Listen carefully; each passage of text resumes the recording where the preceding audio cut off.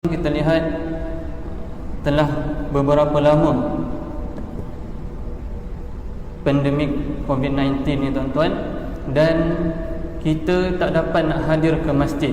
Jadi sebenarnya bagi orang yang biasa ataupun selalu hadir ke masjid, maka akan terasa kehilangan, akan terasa kekosongan dalam hidupnya apabila tidak dibolehkan untuk menghadirkan diri ke masjid ketika waktu solat. Jadi kita tuan-tuan sebenarnya perlu mengambil hikmah lah.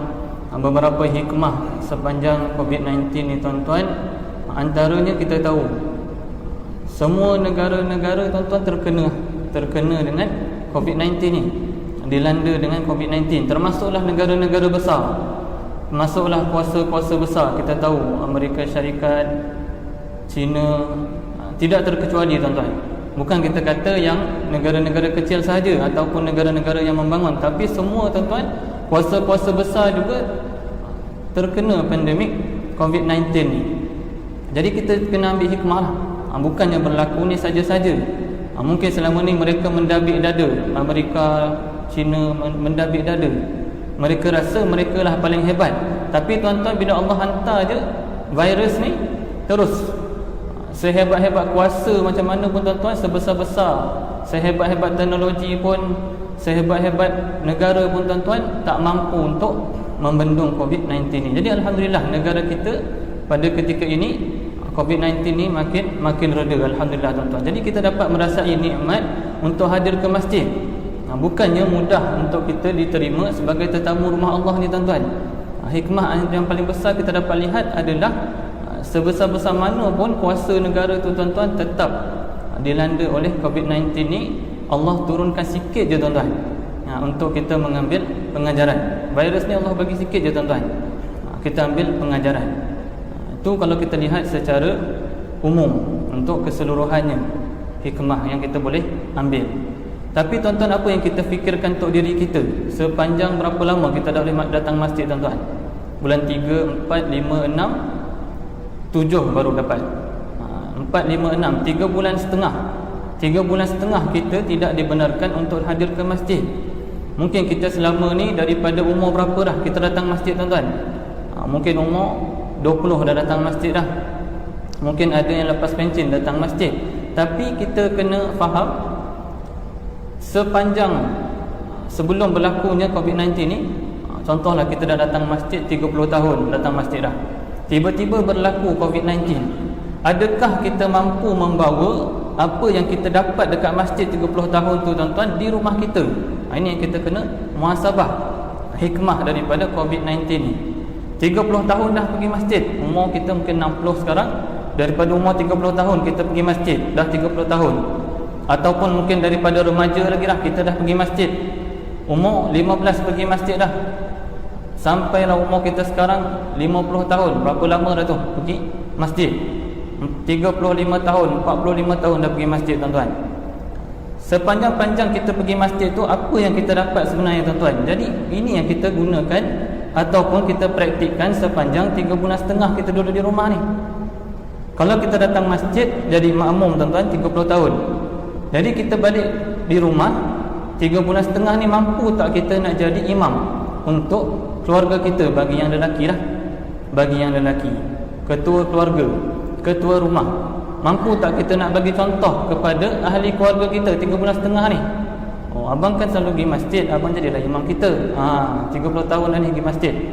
Jadi kita muhasabah diri, tanya diri kita sendiri, masihkah kita di takuk yang lama, ataupun kita telah bertambah ilmu kita tuan-tuan? Balik rumah 3 bulan setengah ni tak dapat pergi masjid, kita yang jadi imam di rumah kita. Solat berjemaah 5 waktu bersama dengan ahli keluarga kita. Ini yang kita perlu contoh, berikan contoh kepada anak-anak kita. Ini yang kita perlu ambil manfaat daripada kita hadir di masjid ini, kita bawa balik ke rumah, kita tunjuk kepada ahli keluarga kita, bagi yang ketua keluarga, bagi kaum lelaki. Jadi kalau boleh tuan-tuan, sepatutnya 3 bulan setengah ni kita ambil hikmah COVID-19 ni, kita mampu untuk jadi imam keluarga. mampu untuk berjemaah. Kalau tak 5 waktu pun tuan-tuan, adalah 3-4 waktu kita berjemaah bersama keluarga. Tunjuk contoh yang baik. Lebih-lebih lagi berlaku pula COVID-19 ni masa bulan tarawih sekali tuan-tuan, bulan Ramadan. Adakah kita berjemaah tarawih bersama keluarga kita, ataupun kita hanya menonton televisyen? Jadi kita muhasabah diri ni yang kita kena ambil hikmah. Bukannya berlaku COVID-19 3 bulan setengah ni tak boleh pergi masjid, tak ada apa-apa hikmah yang kita dapat tuan-tuan. Tak ada apa-apa hikmah ataupun pengajaran yang kita dapat apabila berlakunya COVID-19 ni. Mungkin daripada kita lahir, yang mana umur 70 tahun, 80 tahun tuan-tuan, daripada lahir sampai sekarang tak pernah berlaku ni. Tak pernah berlaku COVID-19. Tiba-tiba berlaku sekarang ni. Jadi ini yang kita kena tengok dan lihat, apakah hikmah dan pengajaran di sebalik COVID-19 ni bagi orang-orang yang hadir ke masjid. Yang tak hadir ke masjid ni tuan-tuan, memang dah biasalah kita tegur. Yang hadir ke masjid pun tuan-tuan, sebenarnya kita kena muhasabah diri kita. Kita kena renung-renungkan apa sebenarnya hikmah yang boleh kita ambil. Antaranya solat berjemaah bersama keluarga. Yang keduanya, kita membaca Al-Quran. Mungkin sebelum ni kita selalu pergi masjid. Dekat masjid ada grup tadarus, ada halaqah tadarus Al-Quran, ataupun selepas solat ada baca Al-Quran satu muka surat. Mungkin ada masjid-masjid yang buat macam tu. Jadi dekat masjid tuan-tuan, kita ada baca Al-Quran. Tiba-tiba 3 bulan setengah tak dapat pergi masjid, kita pun tinggalkan Al-Quran. Kita pun tak baca Al-Quran. Al-Quran kita makin lama makin teruk bacaannya, sebab kita tinggalkan. Al-Quran ni tuan-tuan, kalau orang tu dah mahir baca pun, tapi kalau lama dia tak baca, lidah dia akan jadi keras semula. Lidah dia akan keras. Jadi mungkin sebelum ni dia mahir baca Quran, 3 bulan setengah tak baca Quran, terus lidahnya keras. Susah nak sebut huruf-huruf ataupun ayat-ayat daripada Al-Quran. Jadi kita muhasabah diri, adakah banyak bacaan Al-Quran kita sepanjang PKP tuan-tuan? Adakah banyak bacaan Al-Quran kita sepanjang PKP? Lebih-lebih lagi bulan Ramadan dalam PKP. Sepatutnya bulan Ramadan tak ada buat apa tuan-tuan, tak boleh pergi kerja, tak boleh nak keluar rumah. Sepatutnya makin banyaklah kita punya bacaan Al-Quran. Sepatutnya kita dapat bertadarus lagi bersama dengan ahli keluarga. Sepatutnya begitu tuan-tuan. Kita muhasabah diri kita. Mungkin kita tak tahu lagi, tiba-tiba berlaku lagi, kita minta jauh lah. Tapi kalau tiba-tiba 5 tahun nanti berlaku lagi macam ni, jadi kita ambil lah hikmah pengajaran untuk kali ni, untuk yang akan datang. Kita lihat apa yang boleh kita ambil pengajaran. Yang ketiganya, sepanjang kita berada di masjid sebelum PKP, banyak kuliah-kuliah, pengisian ilmu, tazkirah dan sebagainya tuan-tuan, sepanjang kita duduk masjid. Jadi kita datang maghrib, sambil-sambil tunggu isyak ada pengisian ilmu, tazkirah dan sebagainya. Kita dapat tambah ilmu kita. Jadi adakah 3 bulan setengah tu tuan-tuan, ilmu kita juga bertambah, kita tak dapat pergi masjid? Apa kita punya inisiatif?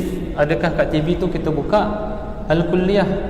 Adakah TV kita buka tazkirah-tazkirah, ustaz-ustaz, penceramah-penceramah yang boleh kita ambil ilmu daripada mereka? Ataupun mungkin kita dengar daripada YouTube, daripada radio dan sebagainya lah, tazkirah-tazkirah untuk kita menambah ilmu. Sebab kita duduk kat masjid ni senang tuan-tuan.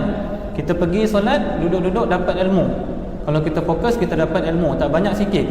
Tapi kalau kita duduk kat rumah tuan-tuan, sepanjang 3 bulan PKP tu kita duduk rumah, kalau kita tak cari, kita tak buka, maka kita tak dapat ilmu. 3 bulan setengah kosong tuan-tuan.